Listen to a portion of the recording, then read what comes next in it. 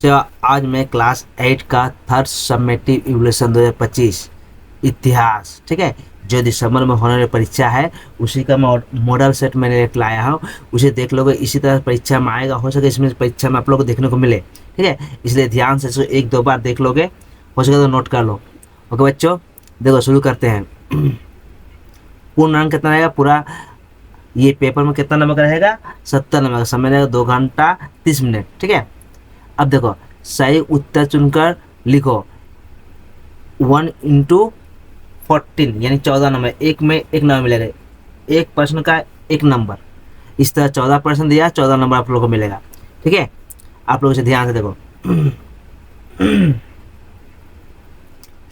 एक नंबर, मदरसा प्रेसिडेंसी में विधवा पुनर्विवाह विवाह आंदोलन की शुरुआत किसने की थी? आत्माराम पांडु या महादेव गोविंद रानडे या स्वामी दयानंद सरस्वती या वीरे लक्ष्मिंग पलतुंग? तो इसका उत्तर क्या होगा? बीरेन सेलिंग पलतुंग पंतुल, ठीक है। 2 नंबर, राम मोहन राय के बाद ब्रह्म समाज को संगठित किसने किया? ठीक है। देवेंद्र नाथ ठाकुर, नवगोपाल मित्र, राज नारायण बोस या इनमें से कोई नहीं? उत्तर क्या होगा? देवेंद्र नाथ ठाकुर। 1857 ईस्वी के महान विद्रोह के समय भारत के गवर्नर जनरल थे। जब 1857 विद्रोह हुआ था उस समय भारत का गवर्नर जनरल कौन था? तो उसमें वान हेस्टिंग या लॉर्ड कैनिंग या लॉर्ड डलहौजी या बेसिल? तो लॉर्ड कैनिंग। अब देखो, चाइना भारत के ब्रिटिश प्रशासन को भ्रष्टाचार मुक्त बनाने की पहल की थी। किसने की थी? लॉर्ड बैरन हेस्टिंग ने, लॉर्ड कॉर्नवालिस ने या लॉर्ड डलहौजी ने या लॉर्ड कैनिंग ने? उत्तर हुआ लॉर्ड कॉर्नवालिस ने। 5 नंबर क्या है? कलकत्ता में हिंदू कॉलेज की स्थापना की गई थी। कलकत्ता में जो हिंदू कॉलेज की स्थापना कब की गई थी? 1 नंबर 1800 ईस्वी में, 2 नंबर 1802 ईस्वी में, 3 नंबर 1817 ईस्वी में या 1818 ईस्वी में? उत्तर क्या? 1817 ईस्वी में की गई थी, ठीक है। अब सर एलिजा इम्पे के कानून का बंगाल में अनुवाद कीजिए, बंगला में अनुवाद कीजिए। जो कानून बनाया गया था उसको बंगला में अनुवाद कीजिए। किसने किया? सर एलिजा इम्पे के कानून को बंगला में अनुवाद किसने किया? विलियम जोन्स, लॉर्ड कॉर्नवालिस या चार्ल्स विल्किंस या जोनाथन डंकन? तो जोनाथन डंकन। Jonathan Duncan. 1883 ईस्वी में कोलकाता में सर्व भारतीय राष्ट्रीय सम्मेलन के अध्यक्ष थे। कौन थे? सुरेंद्र नाथ बनर्जी, आनंद मोहन बसु या राम तेनु लाहिड़ी या उमेश चंद बनर्जी? उत्तर राम तेनु लाहिड़ी, ठीक है। उत्तर हो गई है। भारत की राजधानी कोलकाता से दिल्ली स्थानांतरित की गई, कब की गई? 1905 ईस्वी में या 1907 ईस्वी में या 1911 ईस्वी में या 1910 ईस्वी में? उत्तर होगा 1911 ईस्वी में। सुभाष चंद्र बोस भारतीय राष्ट्रीय कांग्रेस के अध्यक्ष अध्यक्ष चुने गए थे। सुभाष चंद्र बोस भारतीय राष्ट्रीय कांग्रेस के अध्यक्ष चुने गए थे। 1 बार, 2 बार या 3 बार या 1 बार भी नहीं? उत्तर है 1 बार, ठीक है। 10 नंबर देखो, बंगाल में किसान प्रजा पार्टी के नेता थे। कौन थे इसमें से? मोहम्मद अली जिन्ना या सिकंदर हयात खान या मोहम्मद इकबाल खान या फजलुल हक? इसमें क्या? फजलुल हक था। अब देखो 11 नंबर, राज्यसभा की अध्यक्षता करते थे। राष्ट्रपति का अध्यक्षता कौन करते थे? करते हैं स्पीकर, प्रधानमंत्री, राष्ट्रपति, उपराष्ट्रपति? तो उत्तर क्या होगा? उपराष्ट्रपति।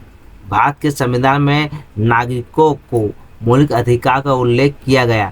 भारत के जो संविधान में नागरिकों माने जनता को इसको बोलते हैं, नागरिकों को मौलिक अधिकार का उल्लेख किया, किसमें किया गया? 5 में किया। मौलिक अधिकार 5 में है या 6 या 7 या 8? उत्तर 6 में। तो 13 नंबर, 26 दिसंबर 1940 ईस्वी में क्या ग्रहण किया गया? इसमें जो है क्या ग्रहण किया गया? प्रार्थना, संविधान या नीति या अधिकार? तो 26 दिसंबर 1940 में संविधान को ग्रहण किया गया। ठीक है, अब देखो सांप्रदायिक विभाजन, ठीक है, की नीति की घोषणा की थी, किसने की थी? हाँ, अब देखो रेमेज मैकडोनाल्ड या लॉर्ड माउंटबेटन या मोहम्मद अली जिन्ना या घर नंबर लॉर्ड लिनथियो, ठीक है, लिनथगो। अब होगा उत्तर रेम्स मैकडोनाल्ड। अब ये हो गया। आप देखो निम्नलिखित प्रश्नों के 1 या 2 वाक्यों में उत्तर दीजिए। राष्ट्रीय मेला बाद में किस नाम से प्रसिद्ध हुआ? जो राष्ट्र मेला बोल के है वो बाद में किस नाम से प्रसिद्ध हुआ? तो हिंदू मेला का नाम पर प्रसिद्ध हुआ। किस नाम प्रसिद्ध हुआ? तो राष्ट्रीय मेला बाद में हिंदू नाम से परिचय हुआ। महात्मा गांधी का पूरा नाम क्या था? तो महात्मा गांधी का पूरा नाम था मोहनदास करमचंद गांधी। सबसे पहले बंगाल की नदियों के प्रवाह का मानचित्र किसने बनाया था? तो सबसे पहले बंगाल की नदियों के प्रवाह का मानचित्र जेम्स रेनल ने बनाया था।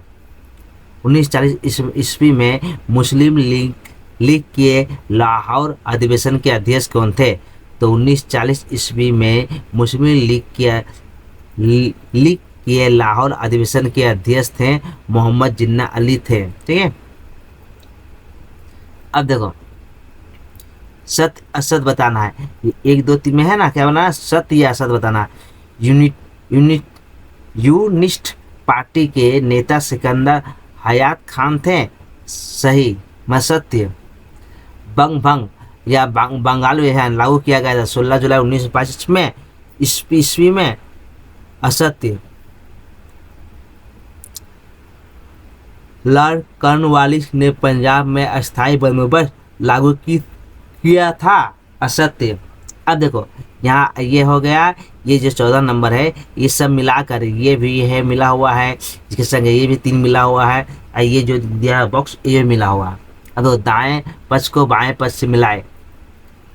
डेविड हेयर, दीनबंधु मित्र, सतीश चंद्र सामंत, BR अम्बेडकर, तमिललिपि राष्ट्र सरकार, पूना संधि, नील दर्पण, हिंदू कॉलेज। जिसमें मिलाना किस तरह है? देखो डेविड हेयर किस संग में है? तो Hindu college. David Hare Hindu college, इसका संग आप लोग इसको मिला होगा। ठीक है, इसके संग हम लोग इसको मिलाएंगे। ठीक है, हिंदू कॉलेज। दीनबंधु मित्र ये कौन सा है? ये तो है नील दर्पण। ठीक, सतीश सामंत का होगा तमिललिपि राष्ट्र सरकार, तमिललिपि।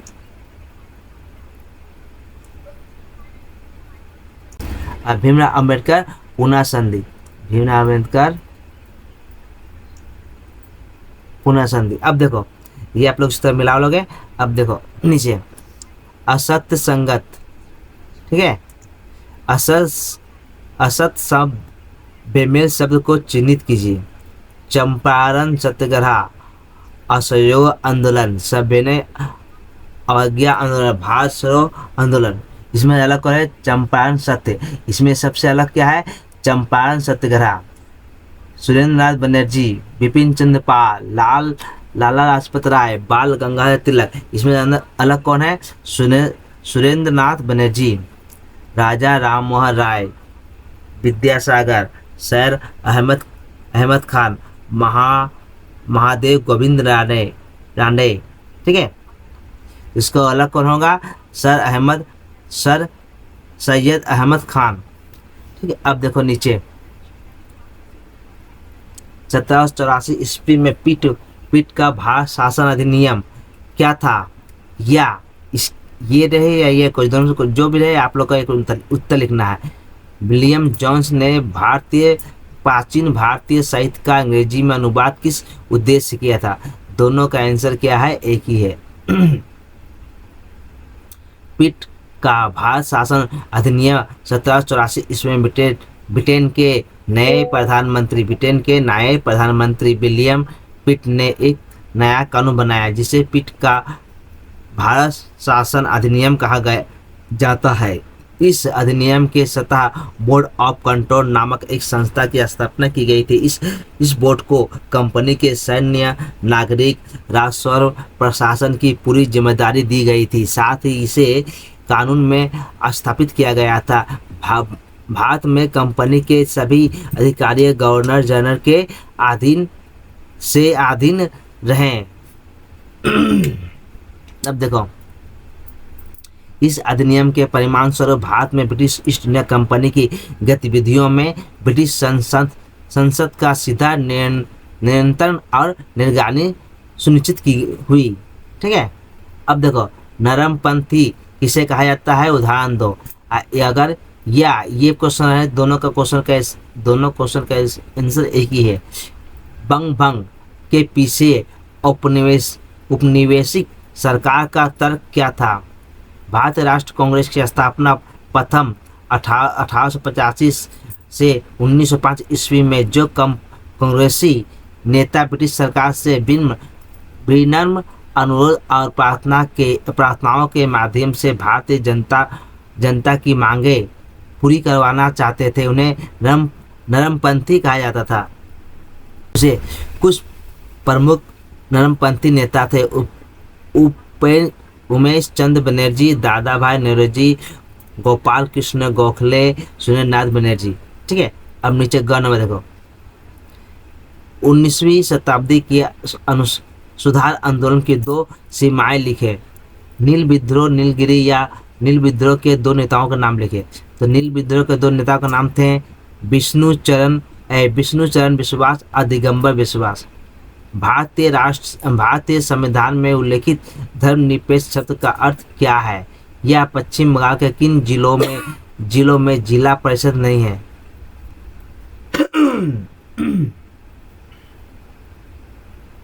अब देखो, धर्मनिरपेक्ष का अर्थ हुआ किसी भारतीय राज्य का अपना कोई धर्म नहीं है। राज किसी विशेष धर्म का समर्थन या विरोध नहीं करता। भारत में प्रत्येक नागरिक को यह अधिकार है कि वह अपनी आस्था विश्वास के अनुसार धर्म का पालन कर सके। वर्षत के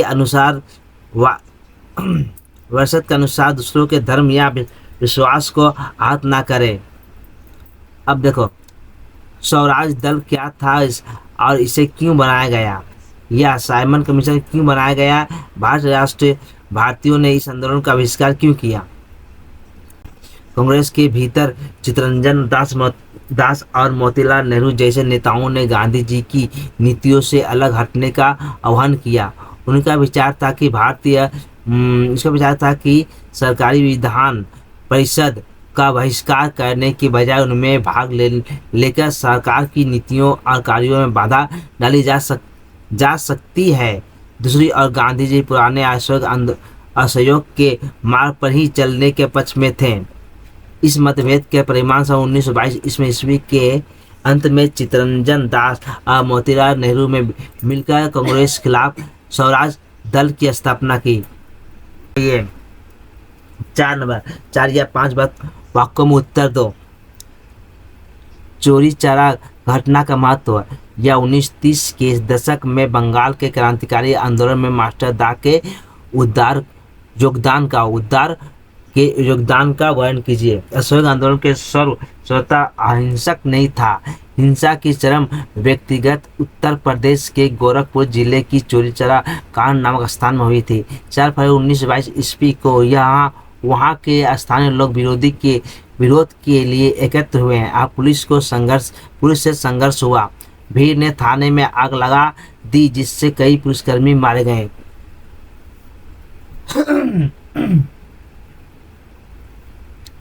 इस घटना के बाद गांधी जी ने असहयोग आंदोलन वापस ले लिया क्योंकि उन्हें लगा कि जनता अभी हिंसक आंदोलन के योग्य नहीं है। अब देखो ख नंबर 19वीं शताब्दी के सामाजिक सुधार आंदोलन में आर्य समाज का योगदान क्या था, अथवा 1857 के महान विद्रोह के असफलता का कारण क्या था। 1857 ईस्वी के महान विद्रोह में भारतीय जनता तथा भारतीय सिपाहियों ने अपनी पूरी शक्ति लगा दी, फिर भी यह विद्रोह अनेक कारणों से असफल हो गया। इसके मुख्य कारण निम्नलिखित है। सीमाबद्ध, ये एक नंबर क्या, सत्य सीमाबद्ध।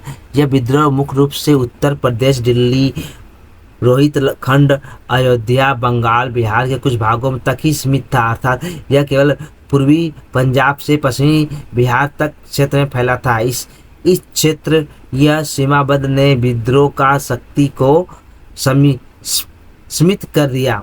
ठीक है। 2 नंबर जन समर्थन की कमी। यद्यपि झांसी, अयोध्या और दिल्ली जैसे स्थानों में विद्रोह को जन समर्थन मिला, परंतु ग्वालियर, नेपाल, हैदराबाद, भोपाल, जोधपुर, पटियाला और जिंद जैसे राज्यों के राजा तथा वहाँ की जनता अंग्रेजों के प्रति सहानुभूति रखती थी। इससे विद्रोह को व्यापक राष्ट्रीय स्वरूप नहीं मिल सका। रूढ़वादिता। भारतीय समाज की रूढ़वादी और प्रतिक्रियात्मक मानसिकता भी विद्रोह की असफलता का एक महत्वपूर्ण कारण थी। लोग पुरानी परंपराओं से बंधे हुए और आधुनिक विचारों को अपनाने में हिचकिचाते थे। इन कारणों से 1857 विद्रोह का अंततः असफल हो गया। अब देखो देशी मुद्रा अधिनियम क्या था। सन 1838 ईस्वी में लॉर्ड लिटन ने देश विद्रोह मुद्रण अधिनियम जारी किया। इस अधिनियम वर्नाकुलर प्रेस एक्ट, इस अधिनियम के अनुसार भारतीय भाषाओं में प्रकाशित समाचार पत्र किसी भी प्रकार का सरकार विरोधी लेख या समाचार प्रकाशित नहीं कर सके थे। यदि कोई समाचार पत्र इस नियम का उल्लंघन करता तो उसे सरकार को मुद्रालय या प्रिंटिंग प्रेस को जब्त करने का अधिकार प्राप्त था।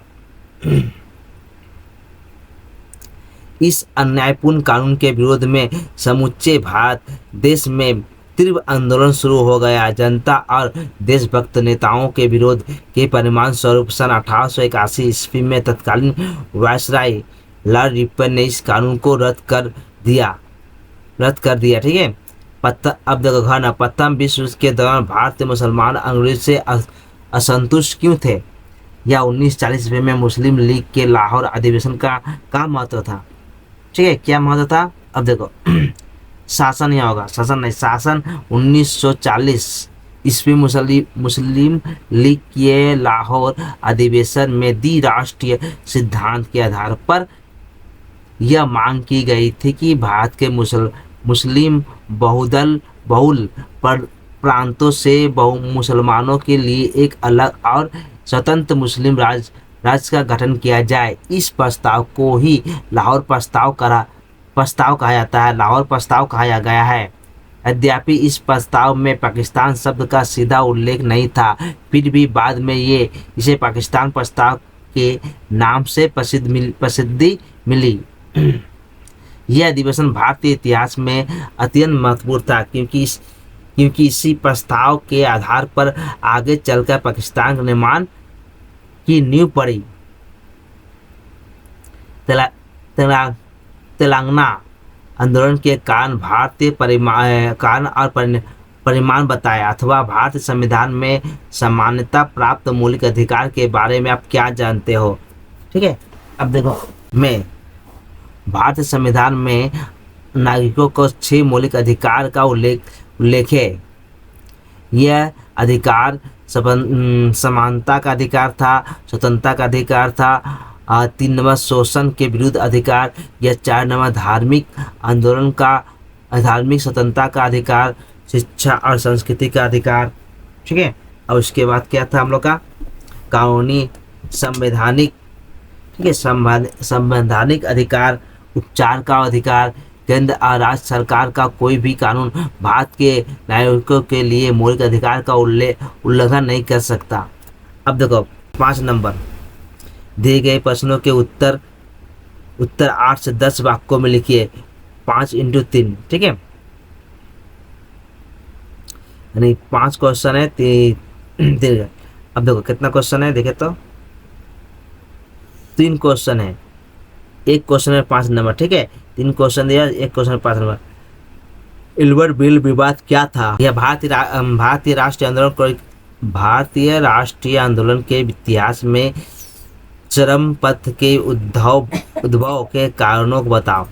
इल्वर बिल विवाद किसी भारतीय न्यायाधीश को यूरोपीय अपराध का न्याय करने का अधिकार नहीं था। इस असमानता को दूर करने के लिए लॉर्ड रिपन की सरकार के सदस्य पीबी इल्वर ने एक विधायक बिल पेश किया। इस बिल में यह प्रस्ताव रखा गया कि भारतीय न्यायाधीश यूरोपीय अपराधियों के मामले की सुनवाई कर सकते हैं। इस प्रस्ताव का यूरोपीय लोगों ने तीव्र विरोध किया, आंदोलन शुरू किया।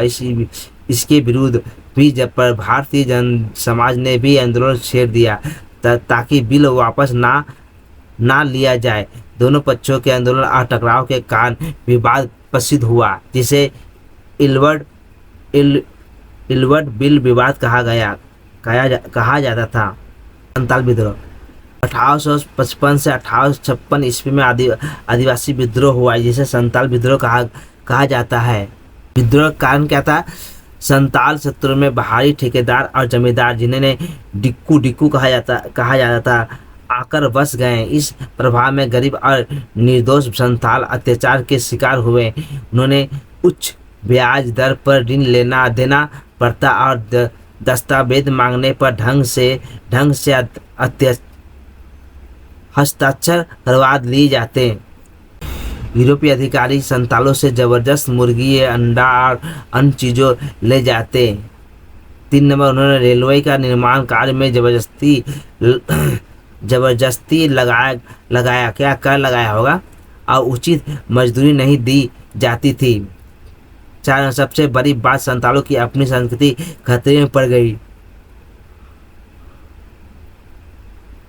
विद्रोह नेता सिद्धू कानू और चांद भंवर ने इस विद्रोह में महत्वपूर्ण भूमिका निभाई। यह विद्रोह हुल विद्रोह के नाम से भी जाना जाता है।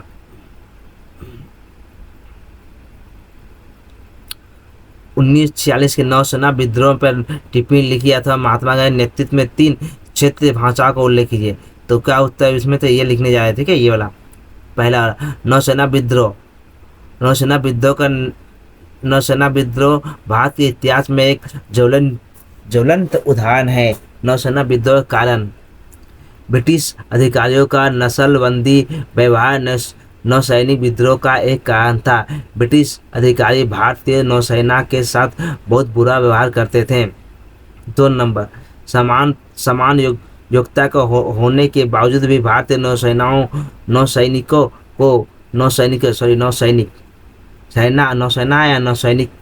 को ब्रिटिश नौसैनिकों के सामने वेतन की कमी नहीं दिया गया। इस भेदभाव से भारतीय नौसैनिकों में रोष व्याप्त हुआ।